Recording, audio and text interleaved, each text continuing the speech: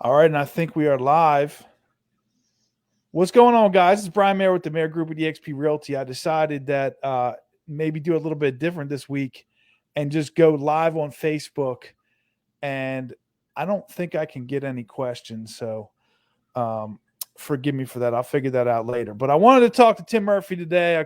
He called me this morning. He was like, "What's going on?" I said, "Will you tell me?" And he started explaining this whole thing about people getting foreclosed on in China. And I was like, "What the hell does that have to do with me?"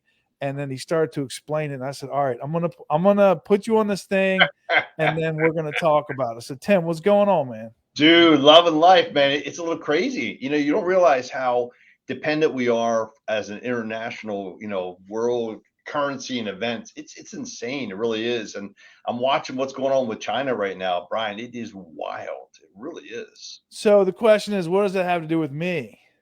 Great question. So think about it from an investment standpoint. We have these interest rates going on. We have the Feds coming out saying, "Hey, you know what? We're going to have to continue to raise interest rates in the short-term aspect," and then they're selling what's called mortgage-backed securities, right? And these mortgage-backed securities, that's how interest rates are set. Well, what's happening is a lot of the international buyers have pulled back from buying mortgage-backed securities, which in turn means you got to raise the rates to get more people buying and investing in interest rates. So it's a wild change to see happening in the marketplace. Okay, so the other thing that we had discussed is the Fed is getting ready to meet in September, and the Fed Yeah. was discussing raising rates as well. So is that a separate like force on the market? Is the Fed raising rates? And we've got actually three forces going on right now. So we got the Feds, who are looks like they're gyrating between raising rates a 0.5% to 0.75%. That's the first bucket, if you will. Then the second bucket is really comes down to is who's buying mortgage-backed securities and how that's kind of fallen in place. And then the third bucket is, are we in a recession? What's happening into the economy in general? Which bucket do you want to start with first, Brian? Well, I just want to understand the implications. So you're saying that all three of those will cause mortgage interest rates to go up, Right. So and let's talk. that we're predicting rates to go up in the fall of 2022. Like we're going to see rates going up shortly. Well, we're actually seeing them happening now. I mean, you and I put out a chart a few weeks ago, and it said 2026. A possible forecast was 9.5. Dude, 10, I mean, 10, baby. yeah, that's kind of nuts when you think about it, right? But yeah, Yeah, so, but so then you thought that might not be true, so right, we were gonna sort of right. watch and see how it goes. But it sounds like, and even in 2022, we were only looking at like up to 5.5, 6, and you're saying that we could even go past that. Yeah, I think we're heading into the sevens, man. I mean, so what's happening is this. Look, the Feds were raising rates because they see the economy just taking off. They've got to put the brakes on by raising the short-term interest rates. And if their forecast is that short-term rates are going to go up, well, anybody buying a 10-year bond or a 30-year bond is going to want a higher rate of return as well. So that interest rate's going to go up. That's number one, right? That's that first bucket, right? Yeah. Now, here's a kicker. This is the second bucket. We'll get into the Chinese thing in a minute, but the second bucket really comes down to is what's happening in the overall economy. And the question is, are we in a recession? Are we entering one? A lot of folks thought with the raising of gasoline prices, we were going to be, pushed into a recession. What's happened to prices of gasoline, Brian? Well, they changed the definition of a recession, but we are not getting into politics on this call. So technically, according to the old definition, we're in a recession, but they changed the term. So either way, we're in a slowing down of the economy. But the new definition says we're not in a Recession? recession. Okay. Exactly. Okay. So they're saying that because the amount of people applying for jobs is not out there. Unemployment rate's not skyrocketing. There's some questions about whether or not we are or not. But right now, because of the positive pressure they see on the job market more than anything else, they're defining it not. Well, guess what? When we're not in a recession, there's no reason to push rates down. No reason to push down the housing market down. So Mhm. unfortunately, interest rates will continue to climb. But the big factor, Brian, is the world economy. And we talked about this. Brian, Okay, so it's no longer the Fed. Now we're no, saying that the bigger factor, because we already know the Fed's going to raise the interest rates, and that doesn't necessarily have a direct like correlation to rates going up. Right. Like Fed raises percent, Right. the mortgage go up 8%. It doesn't work that way. Not Like, it's not a dollar for dollar yeah, adjustment. No, not at all. But it's an influence maker. Think about that. yes, It gets a little and push. it has to do with sort of like they predict it to go up. So therefore, if it does go up the same Right. amount they predict, everything sort of does this. But at the same time, going up is going up. And but you're saying now that there's some new information. So here we are. Like, so there's a new external force we need to discuss, and it is the Chinese people buying new houses they've been paying mortgages on for 5 years, and there's no house built.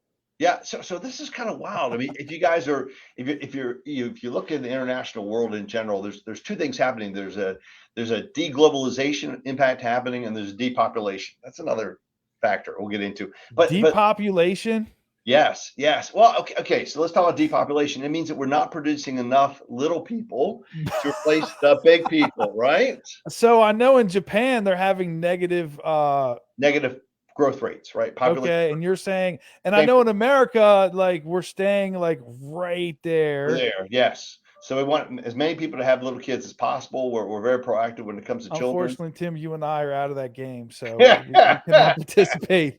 was thinking, "Damn, how can I get back into it? Come on now, man. But realistically, depopulation. I mean, okay, so China has this growth factor they put into place back in the 80s, and they said, hey, one kid per couple, right? Yes. And when that occurred, they did not only did they do one kid per couple, but they also said, hey, you know what? We believe that being a worker is more important. So they really pushed from both the husband and the wife, and they said, wives, you need to really strive and push off having kids till later on. Well, what's happened is they've suddenly have this major lack of laborers. People don't want to work anymore. You know Someone's got what? to build the new Yeah, and so phones, yeah, apparently. so I mean, if you got depopulation occurring, not enough kids. Now suddenly they've gone from ready one kid policy per couple to ready how many, Brian? 2, 3. Hmm. So there is a maximum of 3, or they're making you have 3. Well, they've actually this is kind of wild. So we're getting off the topic, but they've canceled any possibility of birth control. So in other words, guys can't have vasectomies. They don't have women getting their tubes tied. Isn't that wild? They canceled the That is appointments. wild, man. I'm And they've glad I said, don't look, live in we're China. no longer, going to pay for or sponsor this impact. Brian, what's that tell you? They have a severe lack of children. But here's the catch. Here's the catch. That's from 1980s and 90s. You just can't push kids out today Yeah, to it's going to work take a couple tomorrow. minutes for them to grow. Yeah. So what they're saying is they have a major problem. So that's happening. That's number But one. what does that have to do with interest rates in America? So back to interest rates. So if you don't have enough laborers to help produce your Apple iPod, what's going to happen in a nutshell? Ready? The cost of your iPod's going to go up, or you're not going to have enough iPods being produced. Well, right now, China's having rolling blackouts, which in other words, they don't have enough power because they're having major droughts, so they can't produce. They're shutting factories down. They But have they're going to COVID seed the clouds, though. The droughts are going away soon because they're going to like shoot some particles up into the air to make the clouds, and then they're going to make it rain. I mean, happening. they could do everything over there. It's illegal to do that over here, but they could do it. They can do it all. Yeah, Yeah. nah, not so much. They're having severe drought problems, but that's another story. Let's go into their housing crisis.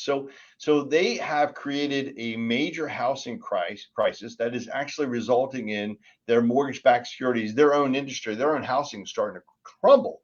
Really for two reasons. Number one, they allowed the developers, got sponsored by the government to build these houses, right? So all these developers have scrambled. They've pre-sold the houses. Okay, we're talking about 5 to 7 years ago.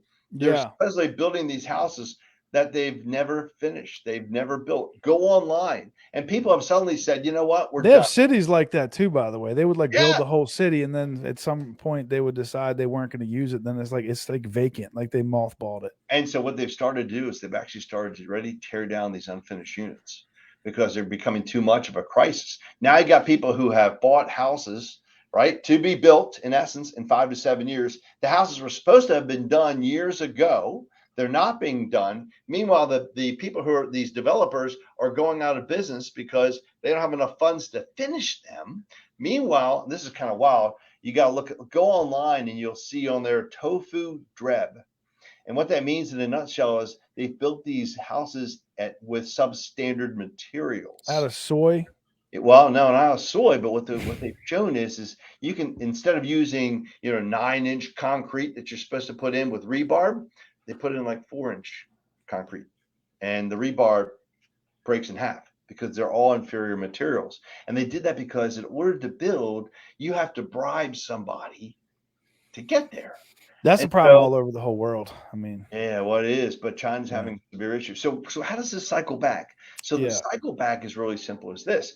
They're having a major crisis, a housing crisis. They're having a major economic crisis. COVID is back and it's reared its ugly head. They're having a labor crisis, a labor shortage. They're having rolling blackouts, a power shortage due to drought. So economically, they're not able to buy mortgage-backed securities.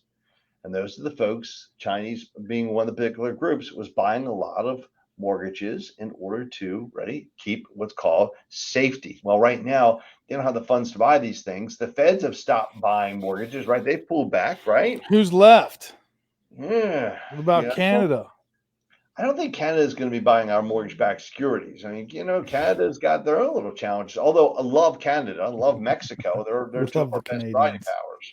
I do like the Canadians. Come on, man. They make some great beer too, by the way. So does the Mexicans, for So that matter. who? So okay. So the Chinese can't buy mortgage or won't be buying mortgage-backed securities, Right.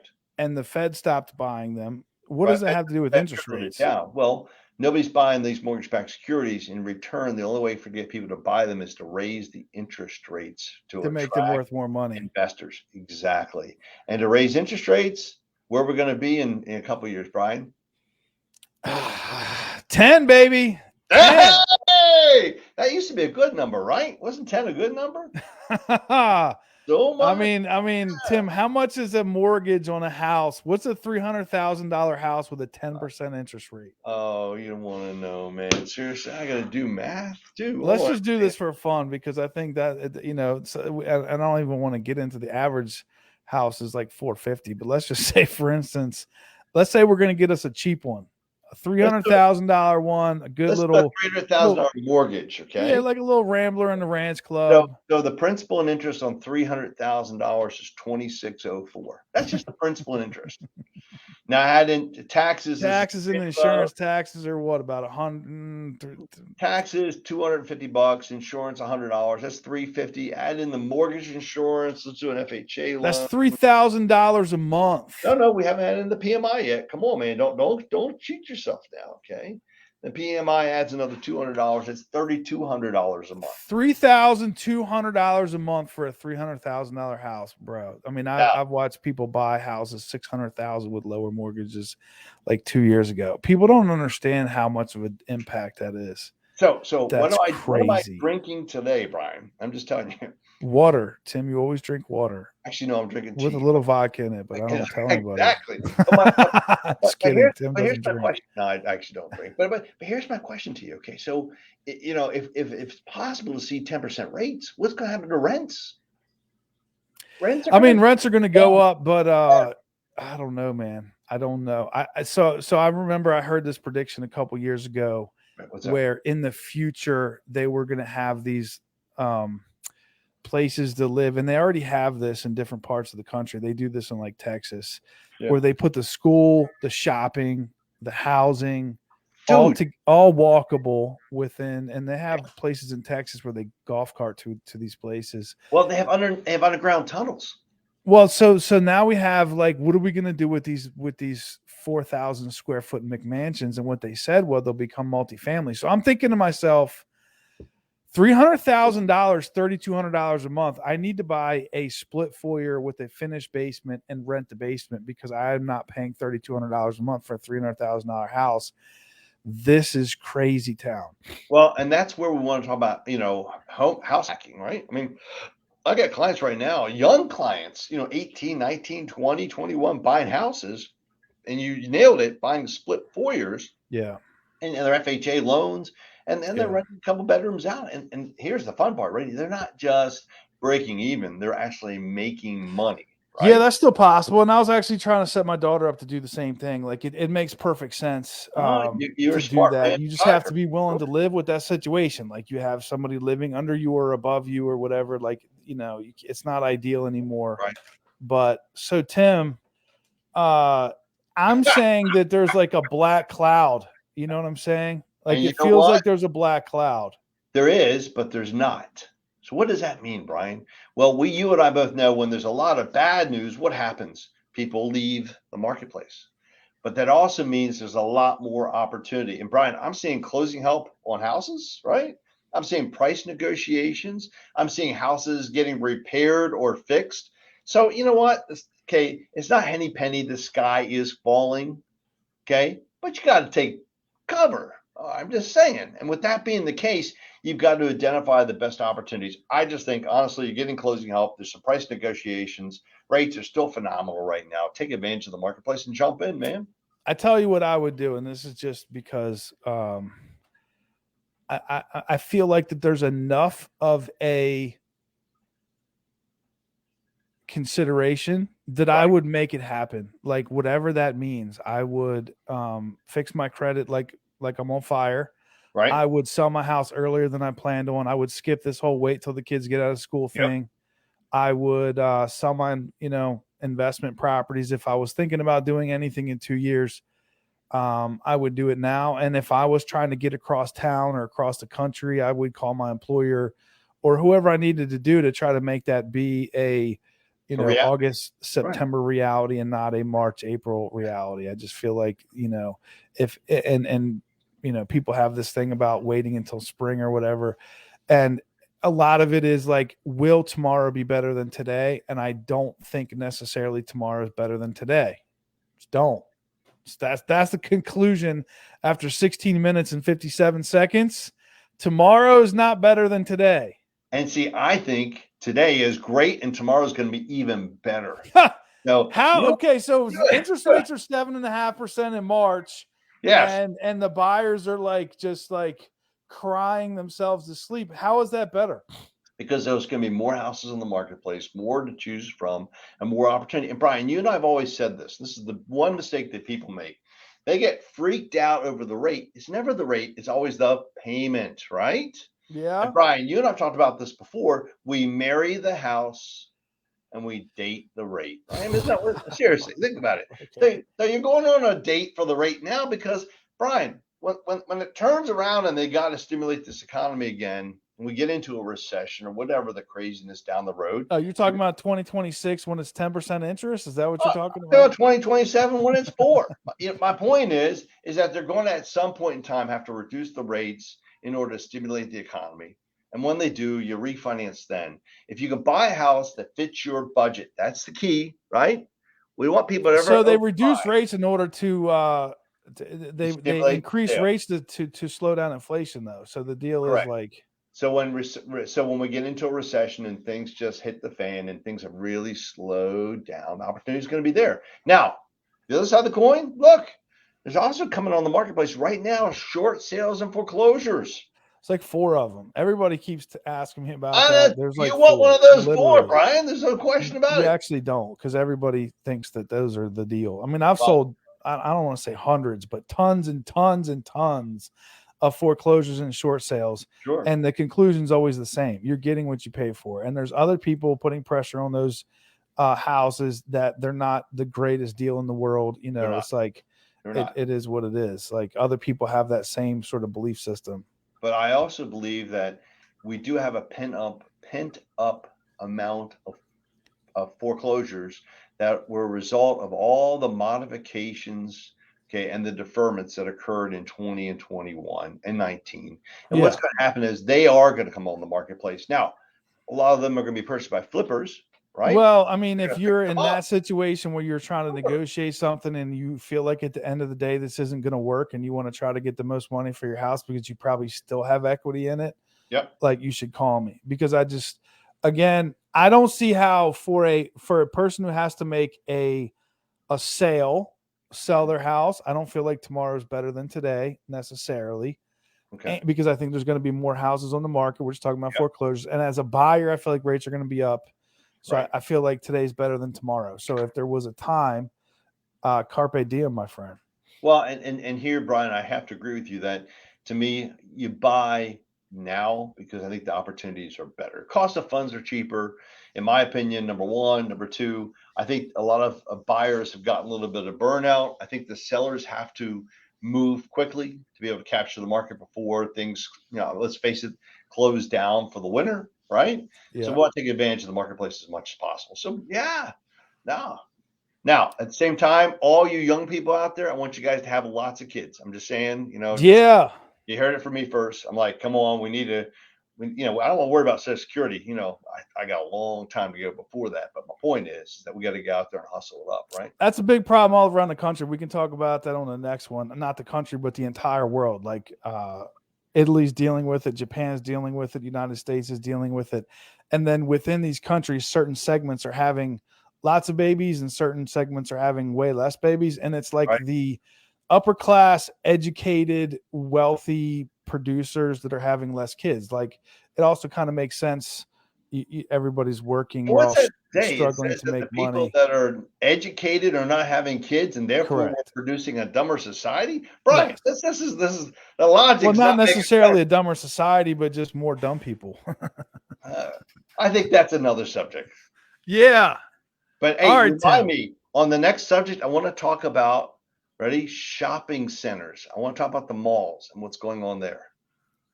So I was just at the mall and they like the one in not Annapolis Mall, but Yeah. where's that at? No, Glen Burnie, whatever's over there. They have like a gym they're putting in there and like Mhm. a daycare center and Yep. like it's like all this like So they're taking these malls and they're converting them into living centers. they're putting housing in there. Yeah, Brian, think about this. You got all these seniors, right? So why not have a massive senior living center? You've got your gym, okay? You've got housing, and then you've got housing for younger people. You've got your daycare centers. It's like a captured group, and it's wild because there's massive a number of malls that are going out of business. There's a mall in Richmond that is doing this right now, where they're converting the mall from a major retail center to a Well, they just living center. converted the Solomon's Hotel into a senior center. So I guess that is the way Really? yeah. Did you not know that the Solomon's Holiday Inn was purchased by a senior living place facility? They're turning it into that, and they have Asbury across the street. And then yeah, Oh, it sounds like we're getting older, man. yeah. Yeah. Apparently, And Brian, we're probably gonna have to work a lot longer. I'm just saying. I'm fine with that. I mean, we're not like breaking rocks with hammers for a living, so I'm fine with that. Sounds like a plan. All right, All brother. right, Tim. Talk with you, man. Thank you very much. All right, later.